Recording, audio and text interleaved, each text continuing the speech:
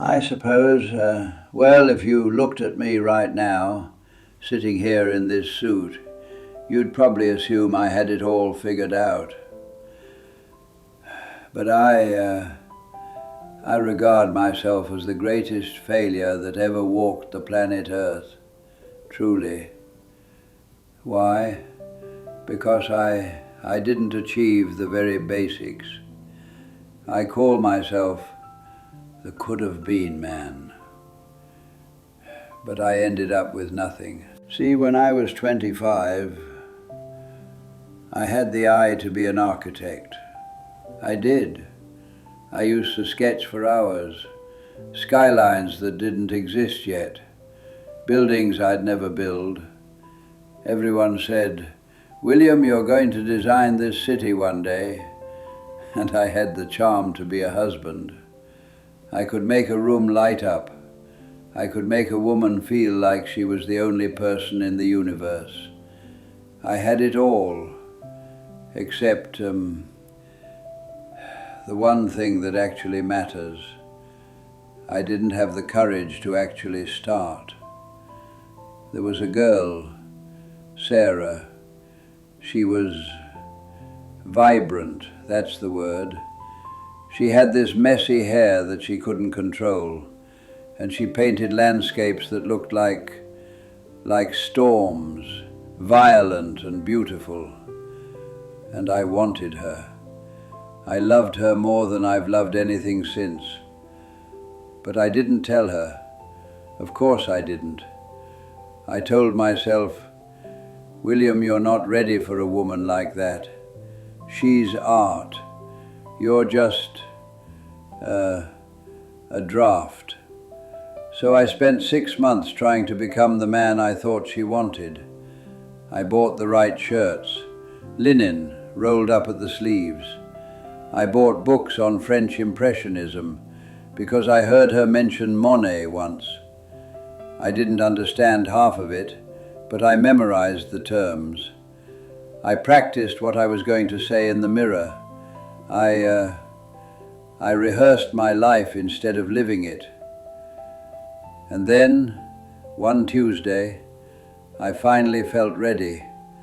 I walked in, ready to finally say hello.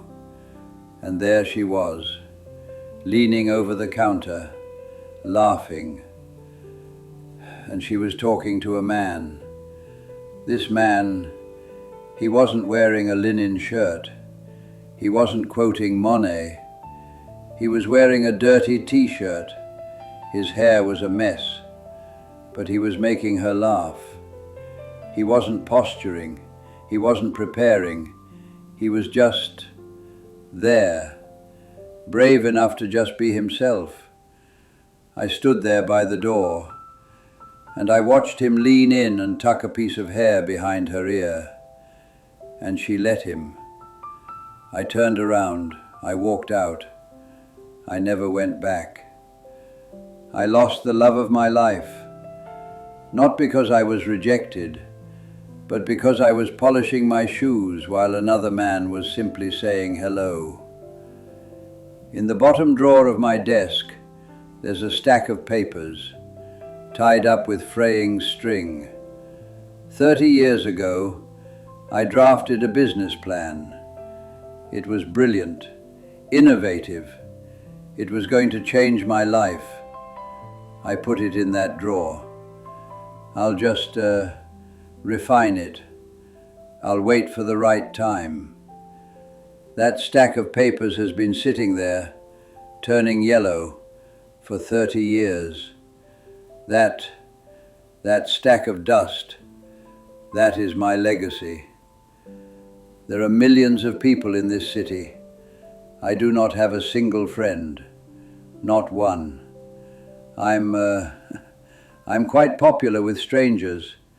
I make the barista laugh every morning. She thinks I'm a charming old gentleman. But when I come home, the silence. Ah, geez. The silence is so loud it rings in my ears. It's heavy. If I died tonight in my sleep, The only person who would notice is my landlord when the rent doesn't clear. That is the reality of the could-have-been man. I never learned how to be with people. It starts early, doesn't it?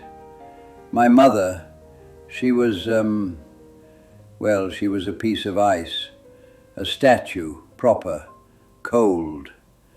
I remember I was 4, scraped my knee in the garden, blood running down my shin. I ran to her crying. She didn't hug me. She didn't kiss it better. She handed me a handkerchief and told me to preserve my dignity. "Stop that noise, William. Preserve your dignity." So I did. I preserved my dignity for 77 years. I built a wall made of politeness, witty banter, expensive suits. I built a fortress so that nobody could ever see that I was scared, or just a boy who wanted a hug. But now I am the king of my fortress. The drawbridge is up, and there is no one else inside. I'm telling you this because I see you. I see you waiting. I see you with that business plan, or that book, or that trip you want to take, tucked away in a drawer, waiting for the perfect time. I see you polishing your shoes while your soul is starving. Don't, please, don't be me. Don't be the could-have-been man. It's a waste. Be messy. Be brave. Be foolish. Wear the dirty t-shirt if it means you actually live. Walk up to the girl. Write the bad book. Launch the business before you're ready. And for God's sake, hug your children. Hug your friends. Tell people you love them until it feels awkward, until it feels like too much. Be undignified. Be warm. Because this armor, it gets very cold in the winter. Take it from a man who has nothing left, nothing but a nice suit and a view of other people's art.